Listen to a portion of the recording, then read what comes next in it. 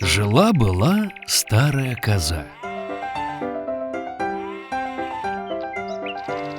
Было у нее 7 козлят.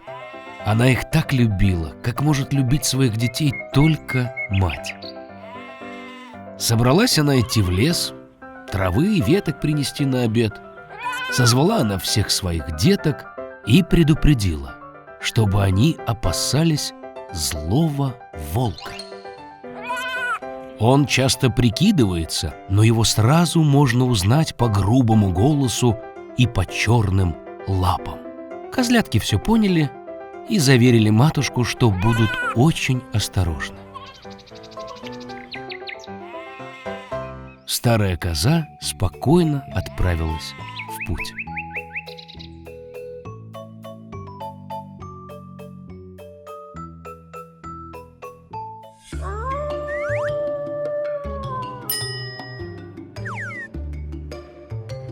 Прошло немного времени. Вдруг кто-то постучал в дверь и закричал грубым голосом, чтобы козлята немедленно открыли. Но козлятки по грубому голосу поняли, что это был волк. Они ответили, что это не матушкин голос. У нее голос добрый и тонкий, а этот голос был очень грубым, а значит, это волк.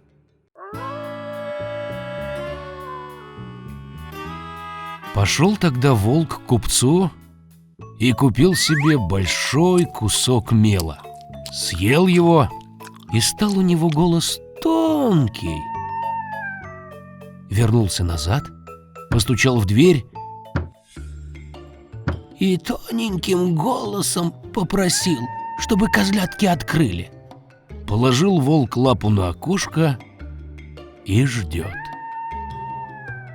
А козлятки увидели ее и ответили, что у матушки лапы не черные, а белые, а значит, это волк. Побежал тогда волк в пекарню и попросил, чтобы дали ему немного теста. Помазал волк свою лапу тестом, побежал к мельнику и попросил, чтобы тот дал ему немного муки. Мельник заподозрил, что волк хочет кого-то обмануть, и не согласился. А волк рассердился и пообещал съесть мельника, если он не даст муки. Испугался мельник и побелил волку лапу мукой. Подошел злодей в 3-й раз к двери, положил свою белую лапу на окошко и постучался. Увидели козлята, что лапа белая, и подумали, что это была их матушка. Отворили дверь, но перед ними стоял волк. Испугались они и начали разбегаться кто куда. Прыгнул один козленочек под стол, другой на кровать, 3-й на печку, 4-й в кухню, 5-й в шкаф, 6-й под умывальник, а 7-й спрятался в напольные часы. Но всех их нашел волк, разинул пасть и проглотил одного за другим. Одного только он не нашел, младшего, что спрятался в часах. Наевшись досыта, волк ушел. Растянулся на зеленом лужку под деревом и заснул. Пришла вскоре старая коза из лесу домой. Ах, что ж она там увидела! Дверь настежь раскрыта, стол, стулья, скамья прокинуты, умывальник разбит, подушки и одеяло с постели сброшены. Стала она искать своих деток, но найти их нигде не могла. Звала их по имени, но никто не отзывался. Подошла она к часам, и раздался в ответ тоненький голосок младшего козленка. Вынула она его оттуда, и он рассказал, что приходил волк и всех съел.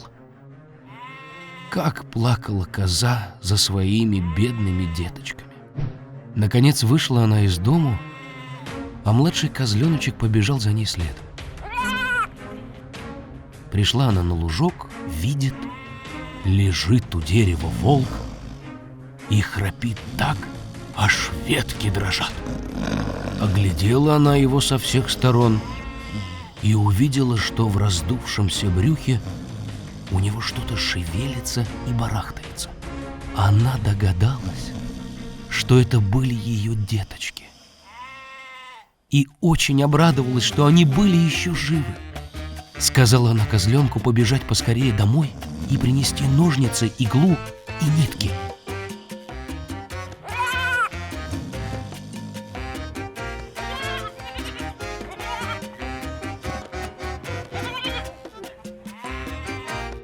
Затем ножницами коза надрезала волку брюхо, и оттуда высунул свою голову один козленочек.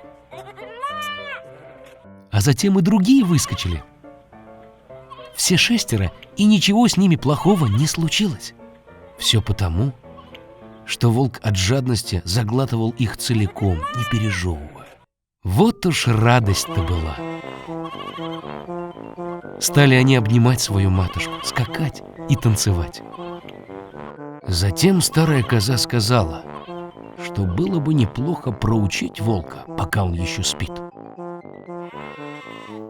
Они натащили камней и засунули их волку в брюхо. Зашила старая коза ему брюхо, а тот ничего и не заметил. Даже ни разу не пошевелился. Выспался волк, поднялся на ноги и почувствовал в брюхе такую жажду, что решил напиться воды с колодца. Еле-еле подошел он к колодцу, наклонился к воде, и тяжелые камни потянули его на дно колодца. Увидели это 7 козлят, прибежали к матери и давай кричать. И стали на радостях плясать вместе со своей матушкой. Вот так они проучили злого волка.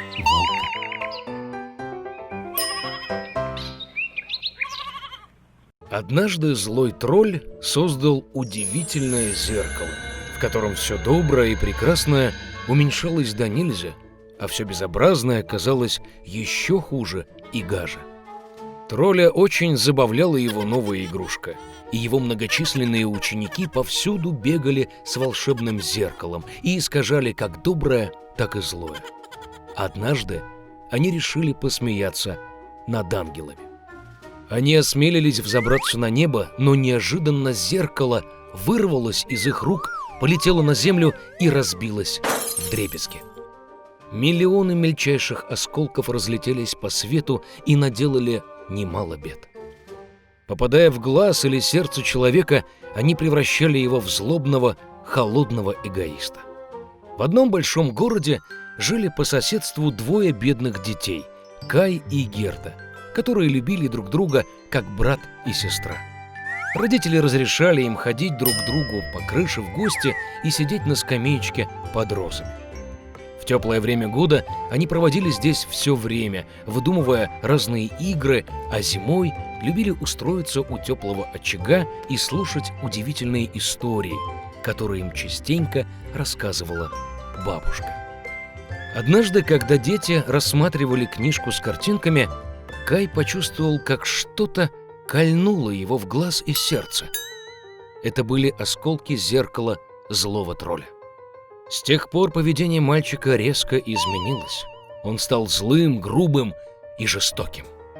Как-то раз Кай отправился кататься на санках и не вернулся.